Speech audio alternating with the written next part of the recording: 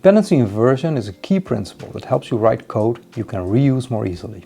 It's part of a group of design principles called the solid principles. The D in solid stands for dependency inversion. Today I'm going to show you how that works using an example written in Python.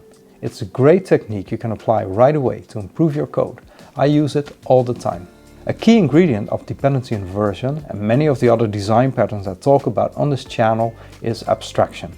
You need a mechanism in your programming language that allows you to separate the description or definition of the interface from the actual implementation of something. For example, if you're writing a sorting algorithm, your interface might be that your algorithm expects a list of some kind and a function that tells you which element should come first. To define such an interface, you're also going to need types. The input and output of the sorting algorithm has to be a list type, for example, otherwise there's nothing to sort. Ideally, a programming language should support both an abstraction mechanism and types, so you can apply these design principles to write better code. With Python, the bad news is that there are no abstraction mechanisms built into the syntax, and Python also doesn't have types in the classical sense. So does this mean that you can't use design principles such as dependency inversion in Python? The good news is you still can. There's a module called ABC, which stands for Abstract Base Class, that you can use to model abstraction. And Python also has type hints that at least allow you to specify the types of parameters, return type of a function, and so on. They're purely meant for the developer though, to increase the readability of the code. The interpreter doesn't do any actual type checking. There's a module called MyPy that does static type checking of Python code. I haven't tried that myself, but I'll put a link to it in the description. To see how to apply dependency inversion in Python, let's take a look at an example.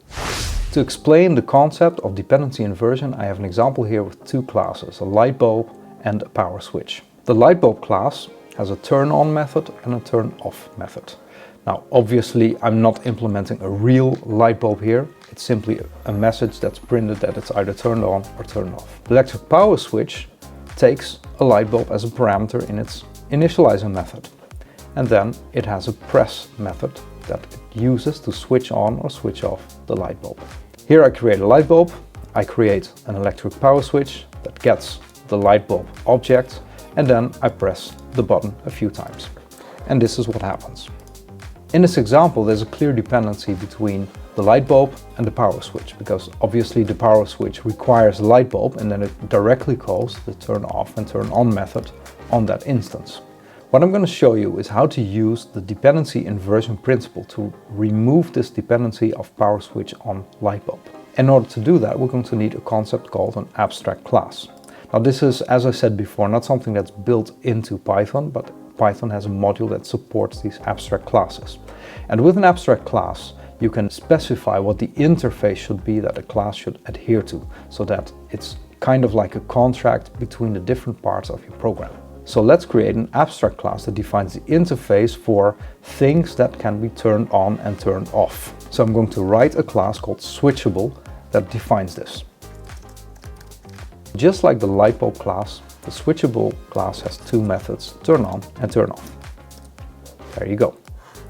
And for now these methods are not doing anything, so I'm just going to write pass here. So how do you turn this class into an abstract class? For that you need to import the ABC object from a module also called ABC. And to make switchable abstract, I simply inherit from the ABC class. So now switchable is an abstract base class. That's what the ABC stands for. Next to defining this abstract class, you also should indicate that methods are abstract as well. And for that, we're going to use an abstract method annotation.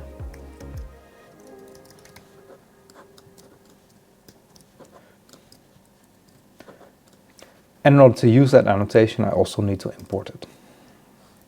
So because switchable is abstract, I'm not allowed to create an instance of this class. If I try to do that, I get an error. But what I can do is create subclasses of switchable. So switchable in this example purely serves as a definition of the kind of methods that a class that inherits from switchable should have. So light bulb, for example, I'd like to inherit from switchable. There you go. And now lightbulb already has these two methods, so we don't have to change anything here. But we're simply saying lightbulb is a subclass of switchable, so it means that lightbulb implements the interface that's defined in switchable. So this doesn't actually change anything in the code in what the program does. So here you see I can still turn on and turn off the light bulb. But for example, if I forget to add the turn on method, so let's put this into comments, then you see that I get an error that I can't initiate this light bulb class because it has an abstract method turn on that is not implemented. So these abstract methods, they also help you to keep track of the things that you still need to implement. Now that lightbulb is a subclass of switchable, we can change the power switch, and this is where we're going to apply the dependency inversion principle. So we're going to remove the dependency, the direct dependency on the lightbulb class, and going to replace it with switchable. And then obviously it's also a good idea to change the name here, because this is no longer necessarily a lightbulb, it can also be something else. So let's call this client. And then obviously I also need to change that here. Now if I try to run this code again, lightbulb is still turned on and turned off, so nothing actually changed except that we removed the dependency between the lightbulb and the electric power switch. We simply said we have a class that defines what it means that something is switchable. Well, what does it mean? It means that it has a turn on and a turn off method. Lightbulb implements this class, so it is a switchable subclass. The power switch is then dependent on switchable objects and no longer on lightbulb. Because we removed the dependency on lightbulb from the power switch, we can now also attach other objects to this power switch. If you're enjoying this content, by the way, give this video a like. It really helps to support this channel. So let's add another class. Let's say I'd like to add a fan. And a fan we can also, fortunately, switch on and switch off. For testing, this is just a simple print message again. I'm not actually going to implement a fan, obviously. So we have a fan, and now what's nice is I can create a fan here. And then I can pass the fan to the switch. And then when I press the switch, the fan is powered on and off. This is what you can achieve with dependency inversion. It means that instead of having two classes that are directly coupled, we now decouple them through an interface, in this case called switchable. As you just saw in the example, dependency inversion helps you separate components. It helps you reduce coupling in your code. I made a separate video about coupling. If you want to learn more about that, there's a link in the top right. Whenever you're writing code components, think about how they depend on each other and if you can use an abstraction to separate them. In the long term, this is going to help you write code that's really clean and easy to change. And that's a good thing, because software is always changing, and this puts you in a situation where you're well prepared for any changes you need to make in the future. I've put a few links to books and papers about solid design principles in the description below, so check those out. There's also a link to a repository on GitHub that contains the code example from this video, so you can take a look at it and play around with it if you like. That's it for today. Make sure to subscribe if you want to watch more of my content, and let me know in the comments below what your tips are for writing better code. Thanks for watching, take care, and see you soon.